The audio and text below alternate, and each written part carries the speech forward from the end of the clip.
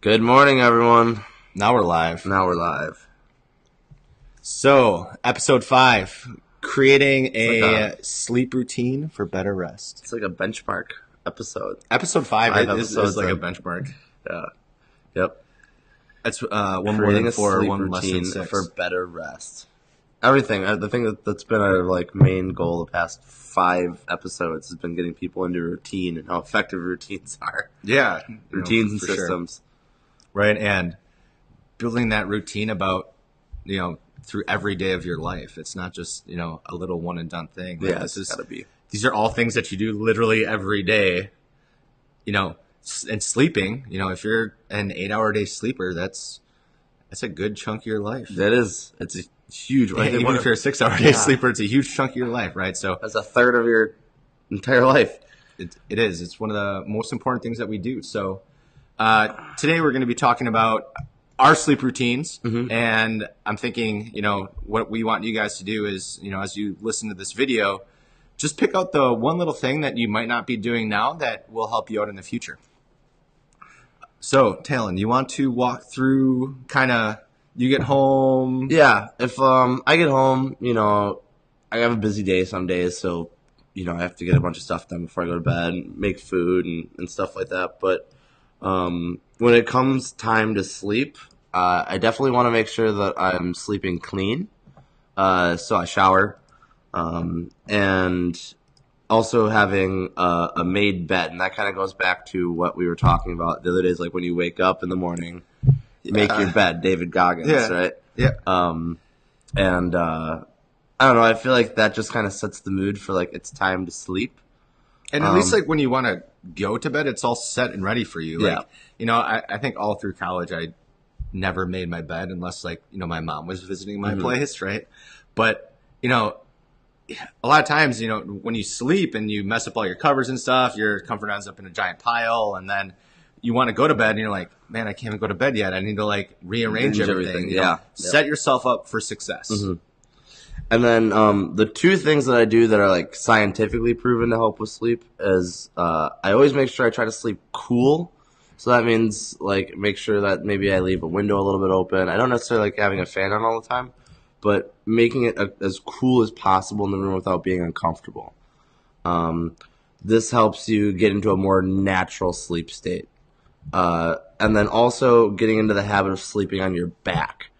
I don't know why it's so difficult for so many people, but I feel like nobody does it. Sleeps on your back. Sleeps on your back. It evens out your body so that your blood flow is going throughout evenly, and it also helps your back. You're not putting any unnecessary pressure on any of your internal organs, or your spine's in a nice normal position. For sure. Personally, I always try falling asleep on my back. Sometimes I'll wake up on my side.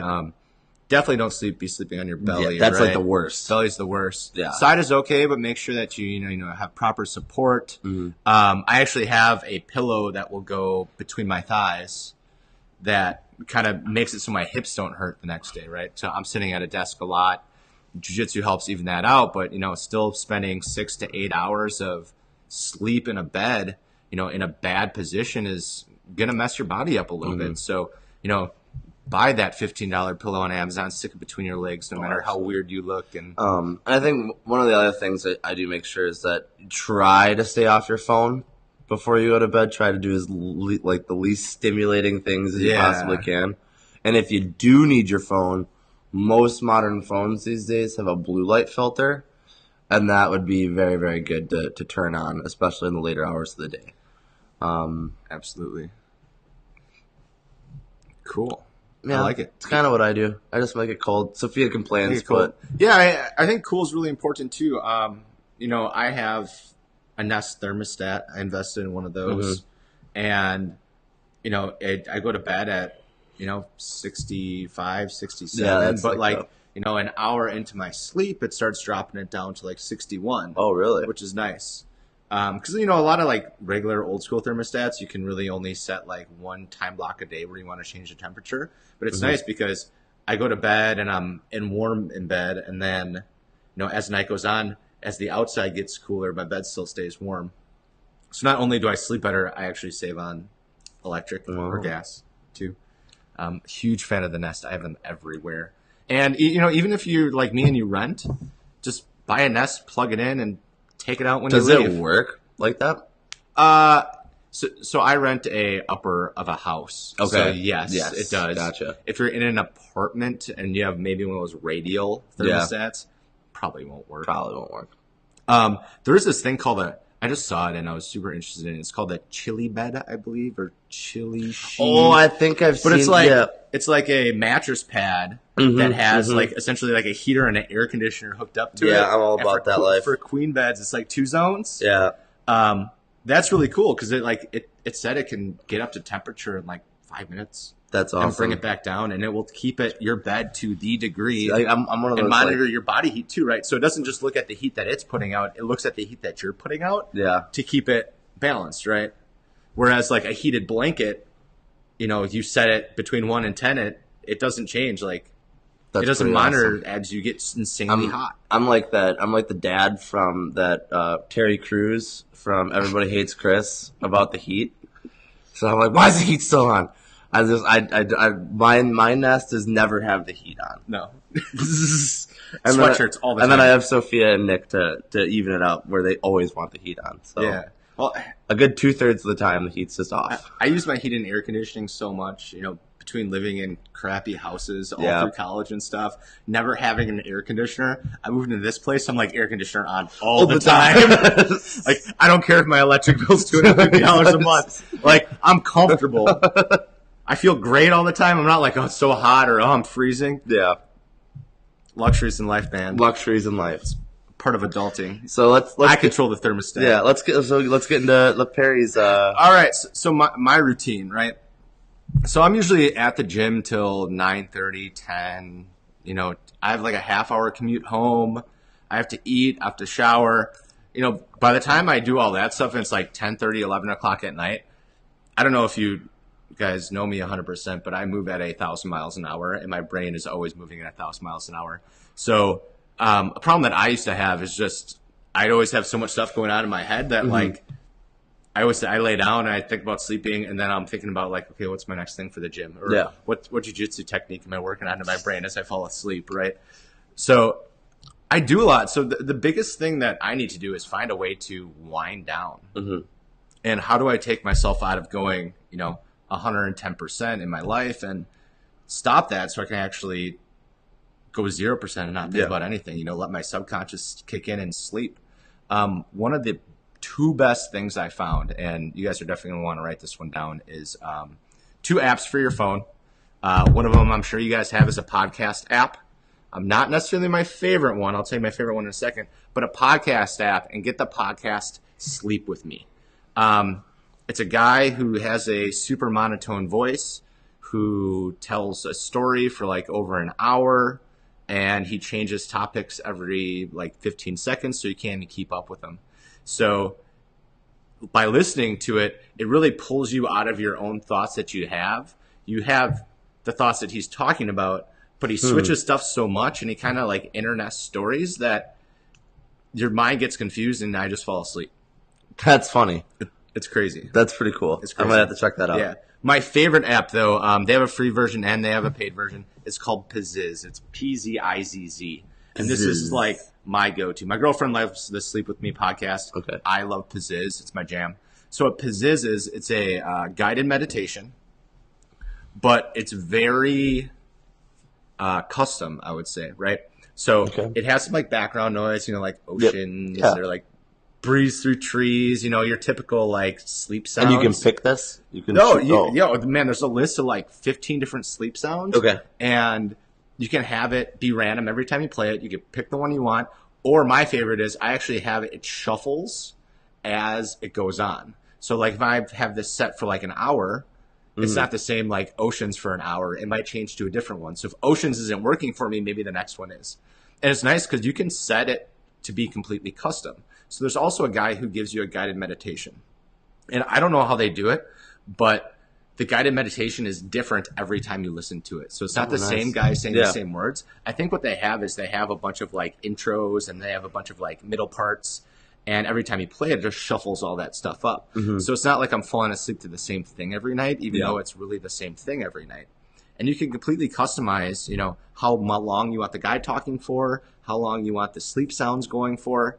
And every time I listen to it, it's something new. And literally, it used to take me forever to fall asleep. Like, I'm telling you, like a half hour to fall asleep.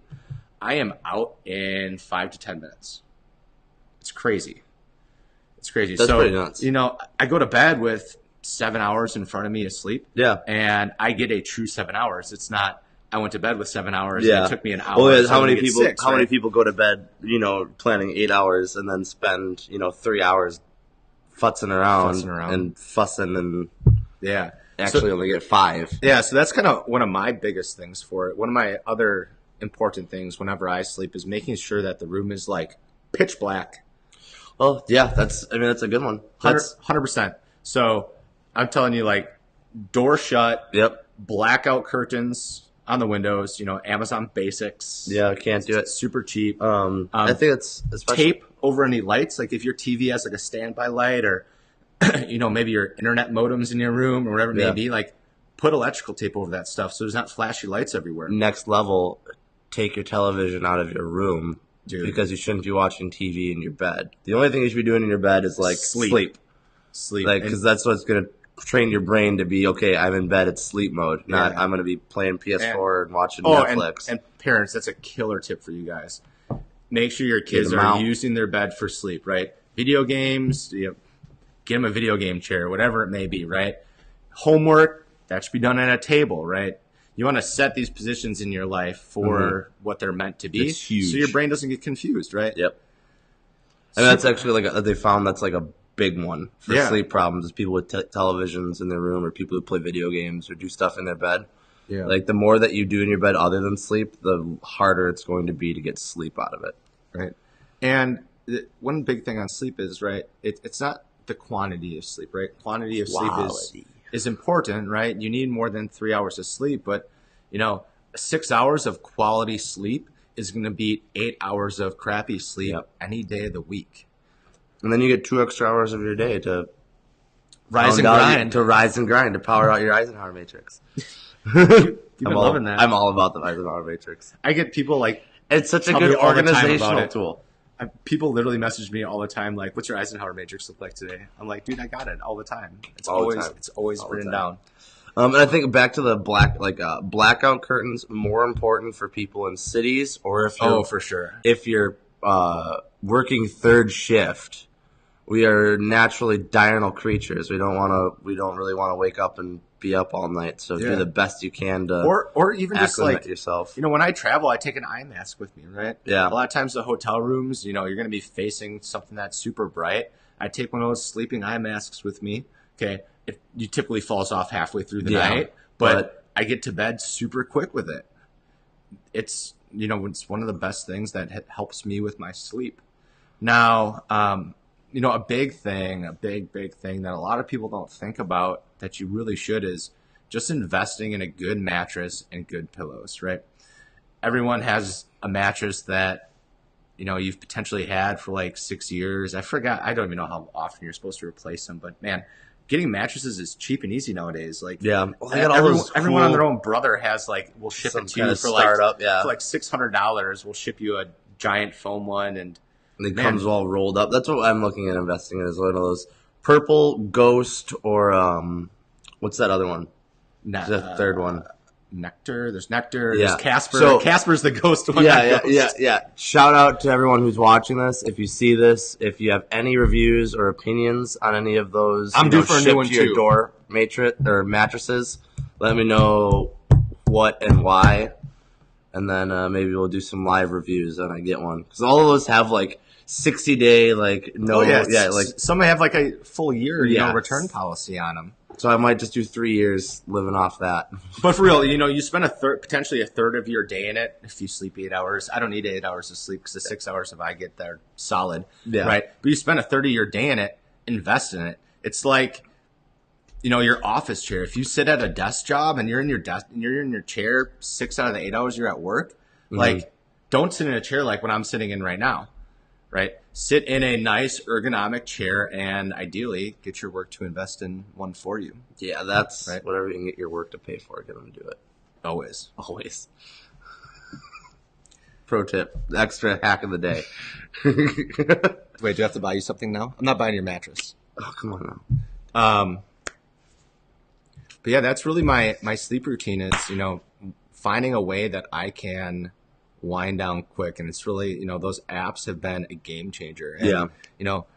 I know you're all about your apps. Not even having those apps now, like I don't need them. Yeah. Because I know what the guy says. Yeah. I just do it to myself when I'm falling asleep. Gotcha. Like if I don't have them. It's still nice to have, it's a little audio in the background. If there's ambient noise, it kind of, the dishwasher's running, it kind of cuts that out. I can't hear it. Caffeine. Cut caffeine after like 4 o'clock. Yeah. None. I have the worst habit with it. And this is me honestly. Like I love coffee. I love the flavor. Switch to decaf after like 4 o'clock. Well, for sure. Good. A lot of it, a lot of it's hard for you, well, and for me because, a lot of times when people go home from work, it's 5 o'clock. Oh, my day starts. That's what I say. Yeah. My day starts at 5 I get off o'clock. work and then I go. Then my day starts. Yeah. I used to leave work and the receptionist at work every day at 4 or 5 o'clock would be like, "All right, have a good night." I'm like, my day's just starting. Yep. Like now the good stuff starts. Yet? Because I have a bunch of work to do. Yeah, exactly. But yeah, cut that caffeine out at night. For sure, especially if you're very laid back at night and you're not being active to burn some of that energy off. Do as I say, not as I do. And man, like there's a ton of like sleep teas and stuff like that are out there that are phenomenal. Having a little bit of tea at night before bed, something warm. Back in my day, it used to be the warm cup of milk. That still gets me every time. I love warm milk. You don't like warm milk? I don't like drinking milk. Oh, I love warm milk. That's like my go-to. Warm milk. But have warm tea then. Stop being so weird. Have warm, heavy whipping cream. Yeah, I actually. Speaking of which, I'm eating ketogenic now, so I've been doing heavy whipping cream and just about everything. That's disgusting. It's so bad. That's like cottage cheese. If you blended it, the consistency would be heavy whipping cream. And it's so just expensive. To drink though, right? I know. Yeah. Oh, I wouldn't drink it. It's just in like my coffee and my smoothies and my cookies. Fair enough. So, sleeping at night, temperature, right?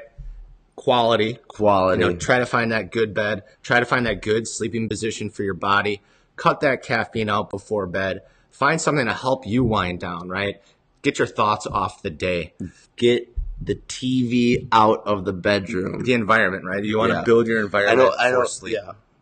I know so many. Sorry, we're going off, but I know so many people who I need to sleep with something on. Like I need to sleep with the TV on. Yeah, I need to fall asleep. Turn on your Sleep With Me so podcast. bad for you. Yeah. Turn on your podcast. Turn on your podcast. Don't turn on Netflix. Get a nightlight. If you need a nightlight, get a nightlight with a little timer. Yeah. So, a couple of things. I hope you guys through that video found at least one thing that you're not doing right now that you can pull and make a game changer for your sleep. As you're watching these videos and you're listening to this and you're writing everything down, you're going to get much more organized. You're going to get much more sleep, and you're really going to take your whole life game to the next level. So, awesome. Thanks for joining us on Rise and Grind. Thanks, guys. Rock on.